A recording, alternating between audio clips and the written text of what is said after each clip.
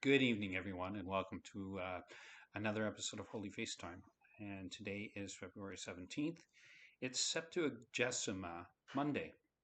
And you're probably looking at me going, what is Septuagesima? Well, so yesterday would have been Septuagesima Sunday. And Septuagesima Sunday is the meaning of Septuagesima is 70. So, what in the infinite wisdom of the church,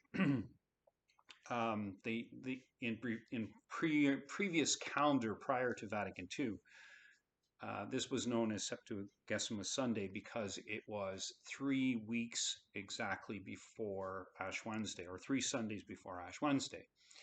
And so the term Septuagesima means 70, which it was the number of days before Easter.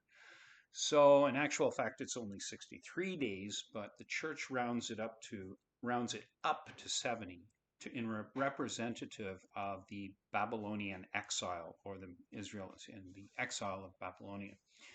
So, it's very interesting in looking this up, and I wouldn't have known anything about this except for where I read the liturgical year from Don Prosper. So I'm coming across this for the first time, and I'm realizing the richness of the Catholic Church. Not that it's not rich now, but prior to Vatican II, there was a lot of richness and a lot of things they did that we no longer do in the church. And we have to ask ourselves the question, why don't we do these things? Because there was obviously reasons for them. And so the reasoning behind this was it was a time of entering into or before Lent, pre-Lent, of reflection, of kind of like what are we going to do for Lent in terms of growing in your faith, um, seeking God more earnestly and contemplating our faults and whatnot in preparation for Lent. Isn't that astounding? Like, the church has all these things, and I'm just learning a lot of this stuff that I've never heard of before. Of course, born in 1965, I didn't know anything about the previous calendar before Vatican II. So I'm learning all this stuff, and I'm thinking, wow, this stuff is so rich. And they actually had a series of morning prayers and night prayers that would help to lead you in meditations of this time of reflection previous to Lent, getting ready for Lent. And so the topic of today, of Septuagesima Monday, was all about Adam and Eve. And I thought I would read a little bit of Dom Gueranger's contemplation on Adam and Eve. And I've also got some thoughts on the Holy Face after that, but I'm going to be reading a quote too from the Divine Intimacy. So let's delve into this a little bit. What Dom Gueranger's liturgical year says about on Septuagesima Monday. I'm not going to read all of it. But so, contemplating Adam and Eve, let's recall to mind the events that happened. God, in his omnipotence and love, has created two beings upon whom he lavishes all of his riches of his goodness, and he has destined them for immortality. And this undying life is to have everything that can make it perfectly happy. The whole of nature is made subject to them, and a countless posterity is to come from them and love them with all the tenderness of grateful children. Nay, this God of goodness, who has created them, deigns to be on terms of intimacy with them. And such is their simple innocence that this adorable condescension does not seem strange to them. But there is something far beyond all this. He whom they have hitherto known by favors of an inferior order prepares for them a happiness which surpasses all they could picture with every effort of thought, and they must first go through a trial, and if faithful, God will bestow the great gift as a recompense they have merited.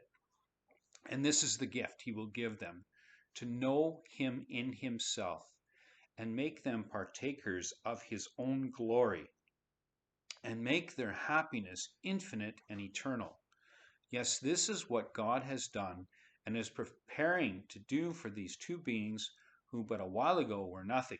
And this is like a prelude to the beatific vision is. So this is what we were created for. Anyway, in return for all these gratuitous and magnificent gifts, God asks of them but one thing, and it is that they acknowledge his dominion over them. Nothing surely could be sweeter to them than to make such a return. Nothing could be more just. And all they are, and all they have, and all the lovely creation around them has been produced out of nothing but the lavish munificence of this God. They must then live for him, faithful, lovingly, and grateful. And he asks of them to give them only one proof of this fidelity, love and gratitude, and he bids them not to eat of the fruit of one single tree. The only return he asks for all the favors he has bestowed upon them is the observance of this easy commandment. His sovereign justice would be satisfied by this act of obedience, and they ought to accept such terms with a hearty readiness and comply with them with a holy pride, as being not only the tie which will unite them with their God, but as the only means in their power of paying him what he asks of them. And of course, along comes the voice of the devil, right? And we all know what happens. So I want to conclude on the end of this. So, what the devil says, right? No, ye shall not die the death, for God knoweth that in that day whatsoever you shall eat of thereof, your eyes shall be opened, and ye shall be as gods, knowing God good and evil. So, what he proposes to Eve is open rebellion. He has enkindled within her that perfidious love of self, which is man's worst enemy, and at which, if it be indulged, breaks the tie between him and his Creator. Thus, the blessings of God has bestowed, the obligation of gratitude, personal interest, all are to be disregarded and forgotten. Ungrateful man would become God. He would imitate the rebellious angels, and he shall fall as they did. So that's where we are today, right? We're in this fallen state. We lost everything, right? We were created to be for immortality. We weren't supposed to see corruption. Our bodies were not supposed to decay. We were supposed to be with God forever and immortal, right? If we would just do this one thing, right? Just obey that one single simple thing. And boy, did we blow it, right? And as a result of that, all mankind has suffered the inherentness of that original sin. And so Christ comes along, right? And he comes as the Son of God, comes in to redeem us and restore us in his image and likeness, right? So I just wanted to read from Divine Intimacy. I mentioned this before. This is a beautiful book on daily reflections of growing in your faith. And so again, this is Septuagesima Monday, and this is called The Necessity for Interior Purification. I only want to read a few lines. St. John of the Cross compares the soul to a glass window with a ray of sunlight shining on it. If the glass is dirty, the ray cannot illuminate it, nor transform it completely into its light. Its illumination will be in the proportion to its clearness. If, on the other hand, it is absolutely clean and spotless, it will be illuminated and transformed in such a way as to appear to be a luminous ray itself, and to give the same light. Doesn't this sound like the Holy Face devotion? Doesn't it sound like the promises that our Lord gave to Sister Marie de St. Pierre? God is the divine sun shining upon our souls, desiring to invade them and penetrate them, completely transforming them into his light and love. Before he does this, however, he waits until the soul resolves to free itself from every creature stain.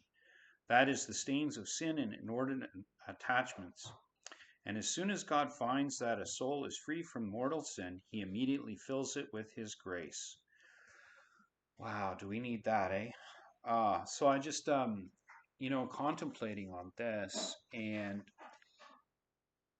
contemplating on the fact that the Holy Face devotion gives us this opportunity to again reconnect with our Creator.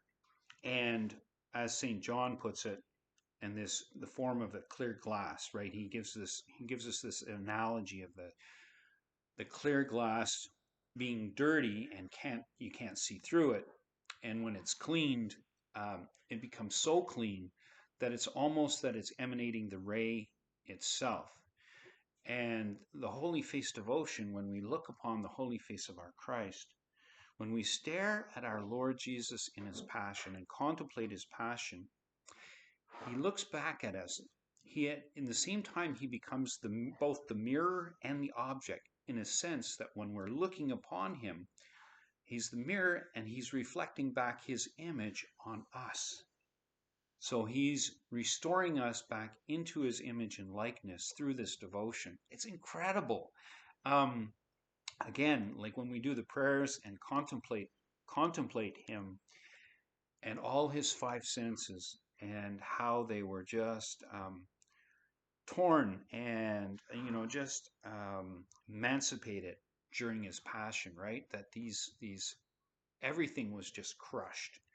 And when we contemplate that and reflect on them, we close off these portals to the devil, right? He enters in through the five senses, and when we contemplating our Lord's five senses and imitate them by uh, deadening our senses to the world and opening to our senses to Christ. In a full participation of the Mass is meant to engage all five senses, and a Mass, when it's performed in its ultimate, with the incense and everything else, it engages all of our five senses and illuminates our conscience and bringing us closer into unity with Christ, right? And the whole Mass, it's all designed. It was designed by God to bring us enter into this personal relationship, right to the point where we receive our Lord Jesus and we consume our Lord Jesus, but he consumes us. He brings us into his fold, right? And it's so beautiful when you contemplate all of these things. And as someone who's learning as I go along in this journey, and I was born a cradle Catholic, and unfortunately, our Catholic system of education is so poor that I barely knew anything about my faith until I was about 30 years old, when I had my real opening, a real reversion to the faith. And that was through, of course, our Blessed Mother, and guiding both my wife and I to read the book on Medjugorje, which just opened up a whole portal of love, just poured into us, and understanding and acceptance of everything the church teaches. And when we did like I mentioned this before, when we did a 33-day consecration to Mary, what that does in terms of grace is just astounding. If you haven't done one, I highly recommend it, because you might not notice in anything right away, but when you do the 33-day consecration to Mary, it opens you up to so much sanctifying grace that our Lord just pours into your hearts. And I'm only realizing this years after, because you don't think about it at the time. But when you do it, there's this general acceptance. You just general accept everything that the church teaches in terms of the true magisterium. Now, I'm talking about the true magisterium, not stuff that's coming to us now by weird cardinals and bishops spewing all kinds of just weird stuff, right? I'm talking about the true teachings of the magisterium, the catechism, and the Catholic faith. It was just this acknowledgement that we accepted everything that the magisterium taught us in terms of life and, abortion and how bad, things like that.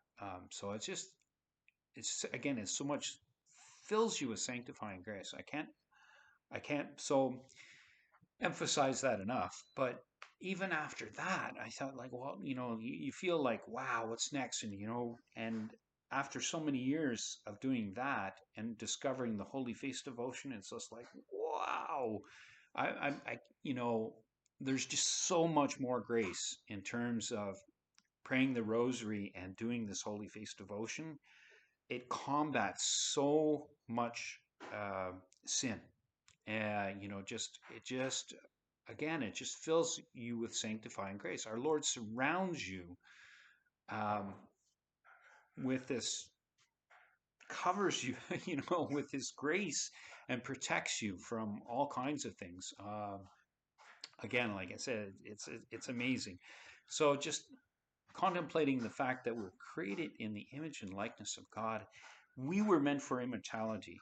And when we rid ourselves of sin, when we purify ourselves interiorly, we're preparing ourselves for the beatific vision. And we can't get into heaven until we are completely purified in the furnace, right? We need to be purified at everything so that we will resemble, again, the image and likeness of God, which we were created to be for that incorruptibility.